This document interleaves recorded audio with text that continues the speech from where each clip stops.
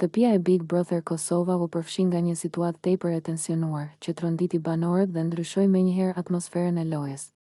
Një moment i akumuluar nervash dhe provokimesh përfundoi në një përplasje të papranueshme mes Benitës dhe Ludës, duke kaluar kufit e debatit verbal. Sipas asaj që u pa nga banorët dhe kamerat, Ludo po e ngacmonte vazhdimisht Benitën, me fjalë dhe sjellje që ajo i kishte paralajmëruar më herët se nuk i pranonte. Fillimisht, Benita u përpoq ta injoronte situatën, duke mos reaguar dhe duke ruajtur qetësinë. Por provokimet nuk u ndalën. Përkundrazi, u përsëritën dhe u bën gjithnjë e më të bezdishme, në një çast nervozizmi të fortë. Benita u ngrit nga vendi. E dukshëm e revoltuar dhe e ndjerë e kaluar në kufit personal, ajo mori një libër që ndodhej pranë dhe, në një reagim impulsiv, e goditi Ludon në kohë. Momentet pas kësaj ishin të ngarkuara me kaos dhe tronditje, banorët reaguan menjëherë. Disa u afruan për të ndarë palët, të tjerë mbetën të shtangur nga ajo që sapo kishte ndodhur.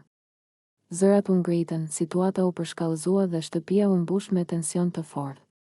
Ndërhyrja e menjëhershme e Big Brotherit ishte e pashmangshme. Ky incident ndezi një debat të madh brenda shtëpisë, ku mbaron durimi dhe ku fillon përgjegjësia.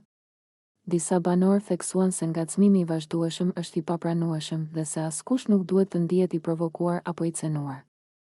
Të tjerë theksuan se dhuna, në çdo formë, nuk mund të justifikohet, pavarësisht rrethanave. Benita, pas incidentit, u shfaq e tronditur dhe emocionale, duke pranuar se reagimi i saj ishte i nxitur nga nervat dhe presioni i vazhdueshëm. Nga ana tjetër, situata e Ludës u trajtua nga produksioni, ndërsa pritej vendimi i Big Brotherit për pasojat disiplinore. Big Brother Kosova edhe një herë u përball me një nga momentet më të vështira të këtij edicioni, duke treguar se loja nuk është vetëm strategji dhe emocione, por edhe përgjegjësi për veprimet. Ky episod shërbeu si kujtesë.